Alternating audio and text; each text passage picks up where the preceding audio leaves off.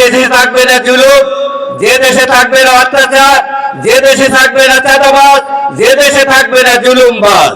আমি বলতে চাই, জুলাই বিপ্লবের মাধ্যমে, ছাত্র জনতার আন্দোলনের মাধ্যমে এদেশ থেকে স্বৈর শাসকের পতনের পরে আজকে এদেশে আলেম ওলামারা, এদেশের ইমামেরা, এদেশের মুসল্লিরা তাদের হক কথাগুলি বলতে পারতেছে নাকি বলেন?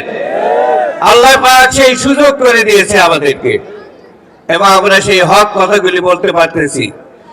আর এটির মাধ্যমে এদেশে একটি সুশাসন প্রতিষ্ঠিত হবে ইনশাআল্লাহ।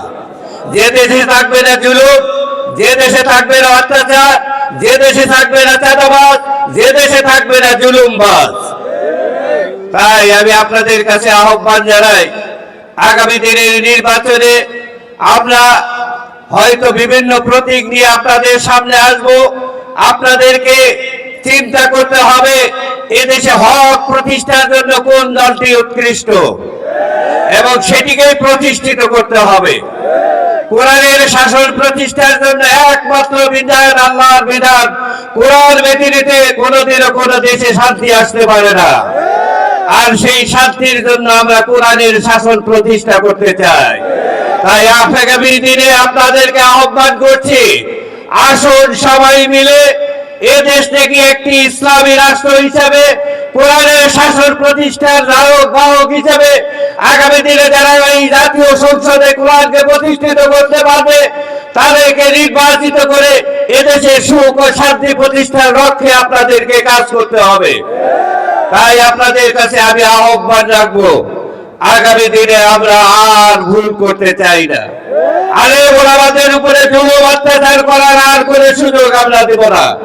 তাই আমরা সবাই মিলে আগামী দিনে ইসলাম প্রতিষ্ঠার লক্ষ্যে আমরা সবাই মিলে কাজ করবো ইনশাআল্লাহ।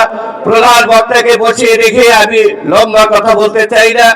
আমার বাবা আলহাজ মনসুর আহমেদ সাহেব, উনিও আপনাদের একজন খাদেম ছিলেন এবং ইসলাম প্রতিষ্ঠার জন্য ওনার যে কাজগুলি করা দরকার সেই কাজগুলি করতেন এবং একটি উৎকৃষ্ট মানের ইসলামের প্রতি পৃষ্ঠপোষক হিসাবে উনি কাজ করে গেছেন এবং ওনার সময়ে যে উন্নয়নগুলি হয়েছে এই উন্নয়নগুলিকেই এদেশের উন্নয়নে কাজ করেছে। যেমন একটি ডিসি রাস্তা, কুড়িগ্রাম থেকে তিলবাড়ি পর্যন্ত রেল লাইন এবং শিক্ষা প্রতিষ্ঠানগুলির উন্নয়ন করে গেছেন।